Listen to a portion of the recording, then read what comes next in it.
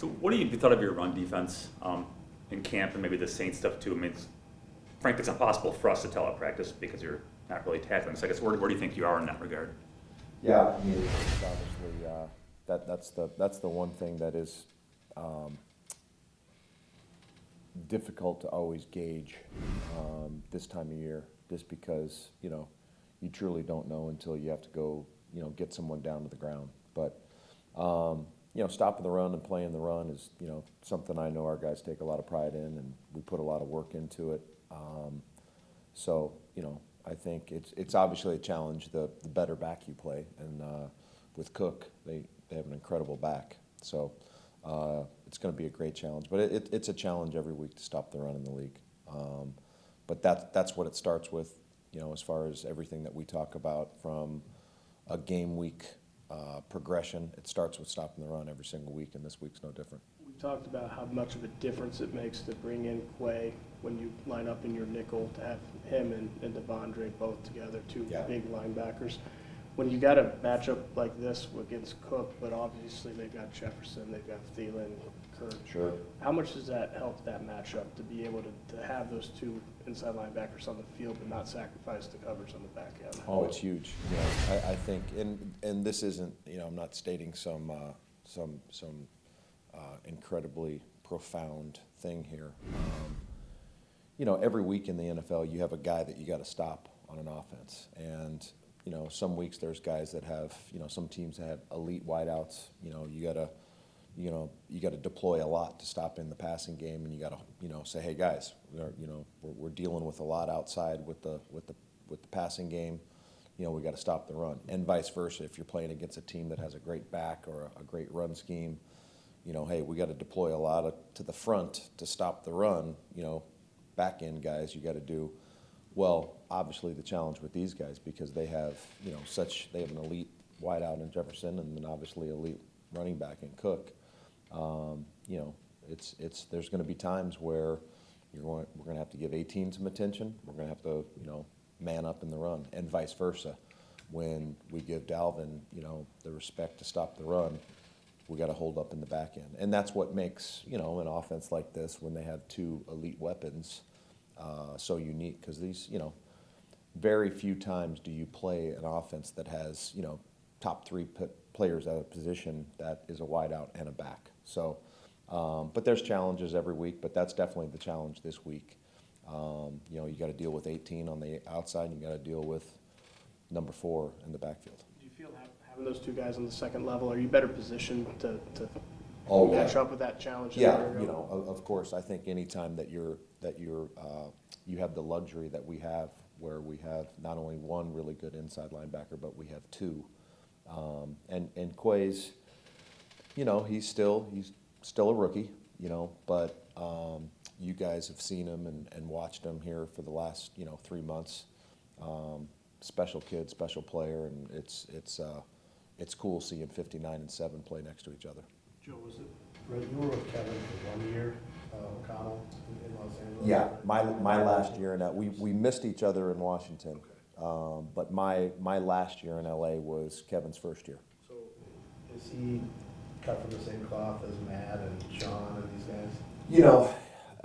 And I don't know if I've equated this at this podium talking with you guys, but it's kind of like the years ago with the West Coast offense.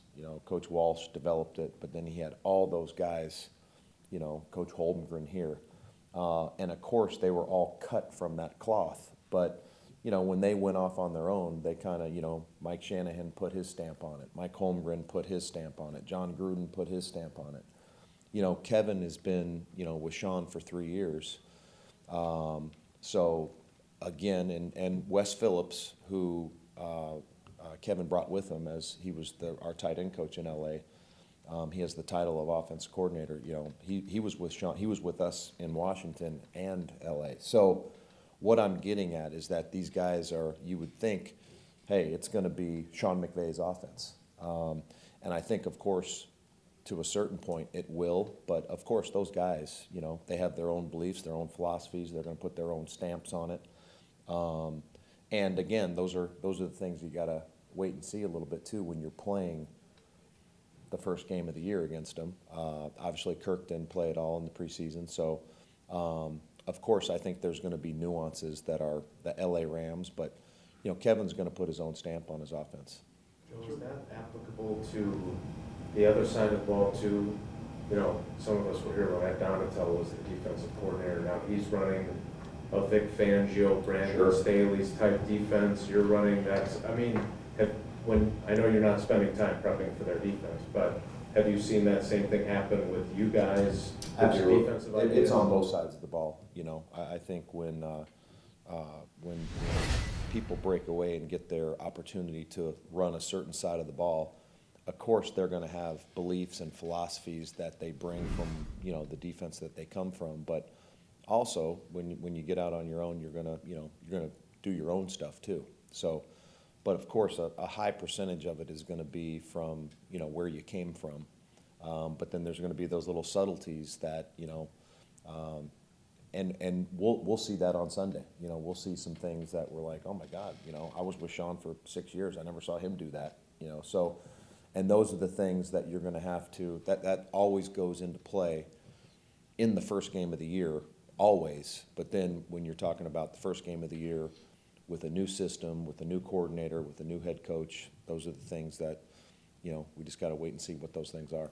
Are those subtleties or variations that evolve, is that more based on, you know, the talent you've got to run some of the stuff? Yeah, I would totally agree with that. You know, I think there's going to be maybe some things that they can do in Minnesota that A, they didn't want to do in LA, or B, they couldn't do based on the roster and the talent and the players that they had. So, but those are things that, you know, I know what we preach here always, every week. It's not so much about them, it's about us. It's about us playing one call at a time.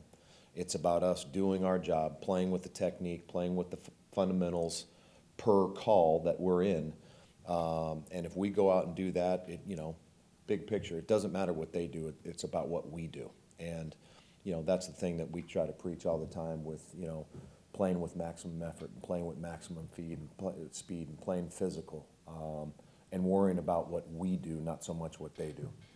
Joe, would you and Staley ever go on the board against Sean and O'Connell, just to, you know, talk about how you would beat each other and things like that? Did you have those kind of sessions? You know what? In that year, normally, I mean, if you remember that 1 year, those three names and myself that we were together, you know, that was the COVID year. So we might have had some, you know, we might have had some Zoom battles, but That's right. we were never able actually to be, you know, socially that close in a staff room on a grease board. But no, I mean, yes, we always had those, you know, just like any staff, you know. The offensive play call and the defensive play caller always, you know, go back and forth and talk with each other. Obviously, members of the offensive staff and defensive staff are always, you know, talking ball and saying, if you did this, this is what I would do, and vice versa. So, of course, those conversations always happen. They always do on any staff. What makes Jefferson so spectacular? I mean, he's not the tallest guy, he's not the fastest guy. So there's got to be something else there. What does he do well? He's pretty tall and he's pretty fast.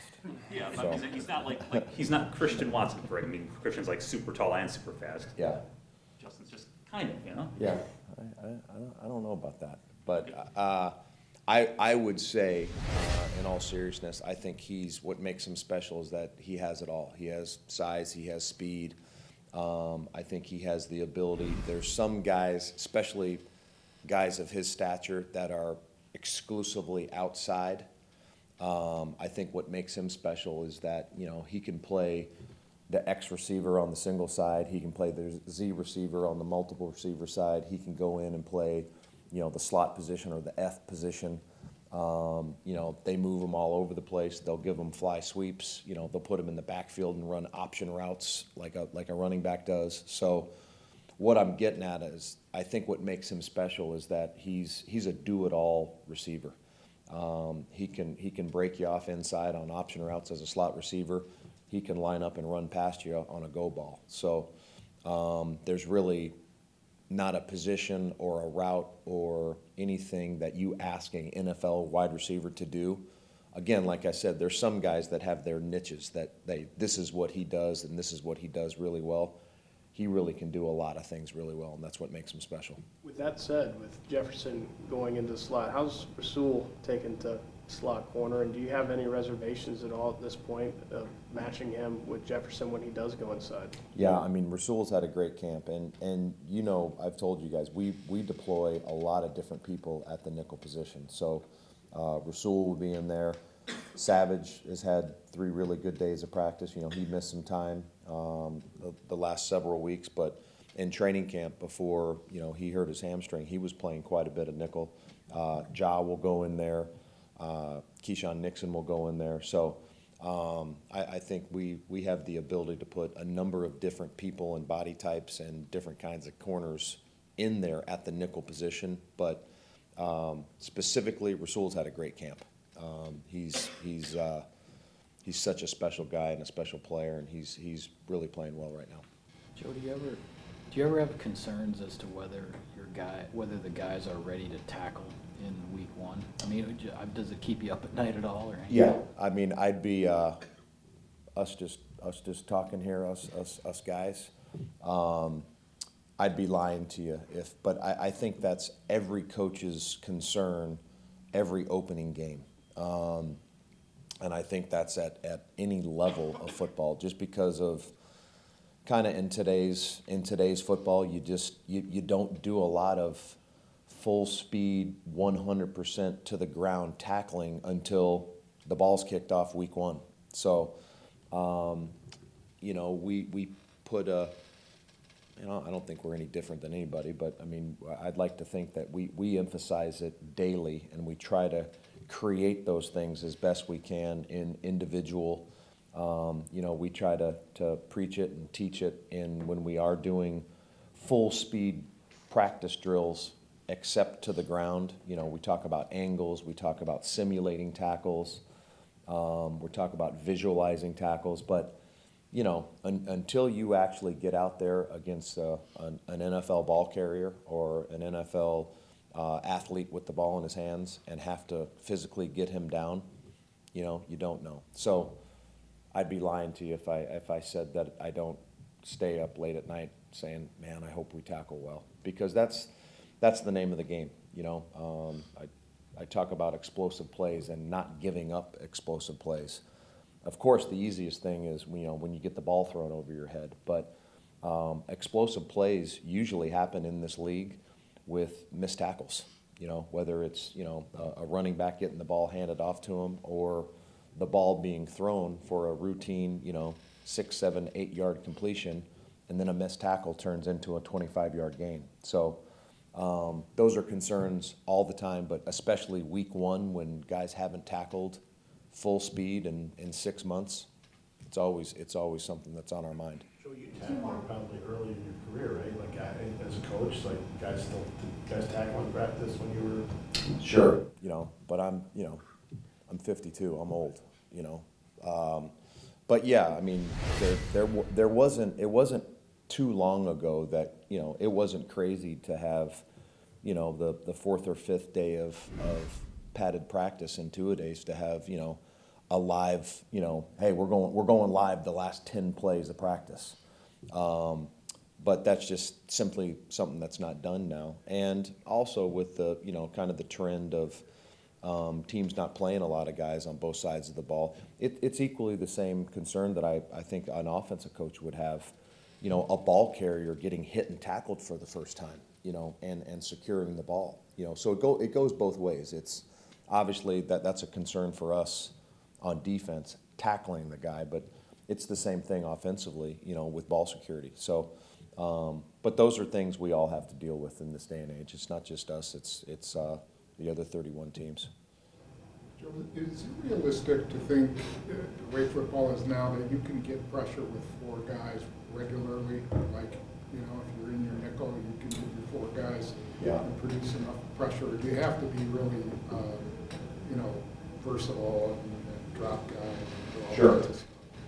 Well, I mean, of course, just looking at basic X's and O's, you know, if you can rush the passer with 4 people, it gives you a lot of options from a coverage standpoint, because, you know, obviously, simple math, you get 7 people deployed versus the pass from a coverage standpoint. But you know, the question is always, can you produce pressure? Can you produce sacks? Can you harass the quarterback with a 4-man rush? And, you know, I think thankfully, we're in a situation here where I think our front is pretty special. You know, we got 5 inside players that are really, really good, and you know, Preston and Rashawn are you know, they're playing really, really well right now. So, of course, you know, pressure is great, 5-man pressure, 6-man pressure, but there's nothing better than being able to play great coverage with 7 people